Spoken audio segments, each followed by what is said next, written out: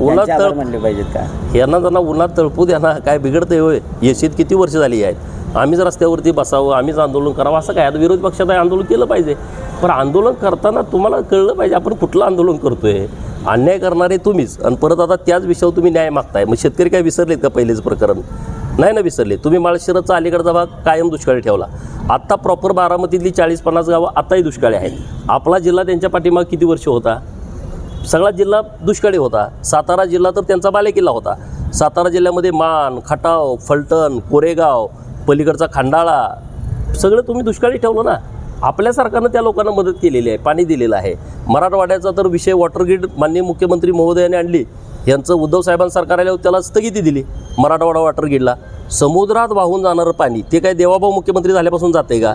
परंतु देवाभाऊंना वाटलं ना समुद्रात वाहून जाणारं पाणी हे उचललं पाहिजे आणि ते दुष्काळी तालुक्यांना दिलं पाहिजे. अरे आमचं सरकार असं आयडियल काम करतंय ना. मराठवाड्यामधली जेवढी धरणं आहेत ती एकमेकांना जॉईंट करायचा निर्णय केला. मग धरणं काय आता झालेत का? 50-50, 60-60 वर्षापूर्वी झालेत. तेव्हा तुम्हाला काय सुचलं नाही की धरण एकमेकाला जोडलं पाहिजे? नदी जोड प्रकल्प आता हातामध्ये घेतला. अटलजींचं स्वप्न होतं की नदी जोड प्रकल्प केला पाहिजे, आपल्या सरकारनं हातामध्ये घेतला ना. त्यामुळं शेतकऱ्यांच्या बाजूचंच सरकार आहे. शेतकऱ्यांच्यासाठी लागणारे सगळे निर्णय. आणि आता मी मागच्या 2 महिन्यापूर्वी जतमध्ये 2000 अवजारं वाटली एका विधानसभा मतदारसंघात. तुम्ही कार्यक्रम दाखवला. 2000 अवजारं, त्यातले 1150 नुसते ट्रॅक्टर होते की जे अनुदानावरती वाटलेत.